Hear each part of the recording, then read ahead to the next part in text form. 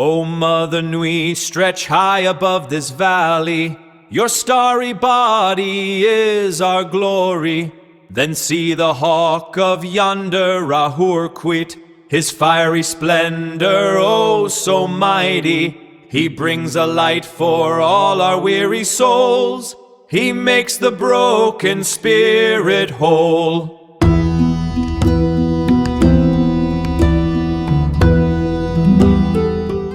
Think about a traditional textbook. It's safe, it's dry, and it practically invites you to just skim it. Oh, absolutely. But what if the lesson you needed to learn was so profound, like so universe-altering, that a textbook would just bounce right off your rational mind? Right. That is what we're unpacking for you in today's deep dive, custom-tailored just for you, the curious learner. We're exploring Lon-Mila Duquette's 2014 anthology, The Wiser Book of Horror and the Occult. And the premise here is just, well, it's wild. It really is. The idea is that classic horror fiction wasn't written just to entertain you. It was deliberately designed as a secret pedagogical tool, like a literal magical initiation into the Western mystery tradition. Yeah, it completely reframes how we consume these stories. We're looking at them not as fiction, but as a mechanism for transformation. So let's break down that mechanism. Duquette argues there's a huge difference between modern horror and classic weird fiction. I mean, modern horror is mostly jump scares, right? Yeah, totally. It spikes your heart rate, makes you spill your popcorn, and then the adrenaline just fades. But classic supernatural storytelling relies on what Duquette calls horror taking its time. It's this slow, creeping dread. Right, and that dread serves a highly specific occult function. It actually softens the rigid barriers of your conscious ego. It temporarily suspends your disbelief. Oh, so it's like a computer virus bypassing a firewall.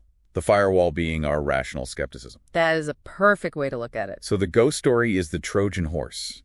And that creeping dread is the code that disables our mental antivirus, letting the occult truths download directly into our subconscious. Yes, exactly. And the text maps this out through the causal chain of initiation, which it happens in 4 stages. Okay, walk me through how that actually works in your mind. Sure. First is sensory disruption.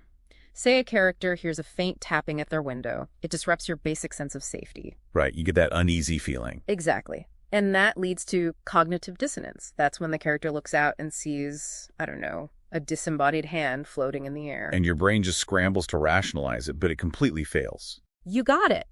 And in that moment of mental stutter, you reach the 3rd stage, which is subconscious integration. Ah, because your rational mind is overloaded by the fear. Right. The underlying secret of a ritual or a magical law slips in unnoticed. And finally, you hit temporal persistence. That creeping dread doesn't leave you when you close the book. The firewall stays down, permanently shifting how you view the unknown. Wow. I have to push back here a little, though. Okay, go for it. Sure, some of these authors were occultists. But couldn't a ghost story just be a ghost story? Like, how do we know they weren't just using their weird hobbies to make a quick buck in the pulp magazines? Well, because the specific mechanics described in the stories perfectly match the high magic rituals of the era. These authors lived hidden lives as elite practitioners. We're talking about people like Aleister Crowley, right? Right, who founded the esoteric religion of Thelema. Hmm. Or Dion Fortune, a key figure in the Hermetic Order of the Golden Dawn, which was a highly influential secret society in the late 1800s. So they weren't just writing fiction on the weekends. No, they were using fiction as a safe laboratory to study incredibly dangerous ritual secrets. Okay, give me an example. How does a standard haunted house story teach high magic? Let's look at Sir Edward Bulwer-Lytton's 1859 tale, The House and the Brain.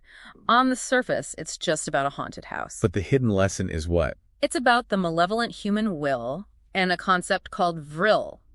Vril is described as a vital, unseen energy permeating the universe. Oh, wow. The story demonstrates the occult axiom that the ghosts aren't dead people. They're psychic projections created by a living person manipulating this vril energy. So it teaches you that the mind is the literal architect of reality. Exactly. Man, that brings us to Aleister Crowley's The Testament of Magdalene Blair. Oh. I read the summary in the source material, and it sounds absolutely brutal. Oh, it is.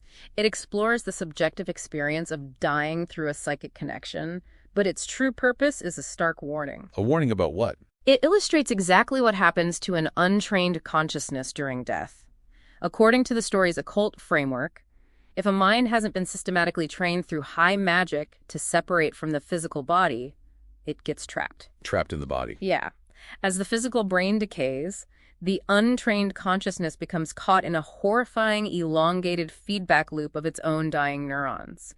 Essentially a hell of its own making. That is genuinely terrifying. It really is. So what does this all mean for you listening? The stories that started it all prove that the sensation of skin-crawling dread isn't just a biological reaction to a scary book. Right. According to this framework, that chill you feel is a physiological marker. It means your ego is actually encountering the vast, unseen laws of the universe. It's the sensation of your worldview expanding. Exactly. The fear is simply the threshold to the unseen. We started by talking about textbooks being safe, dry ways to learn. Well, this is the exact opposite.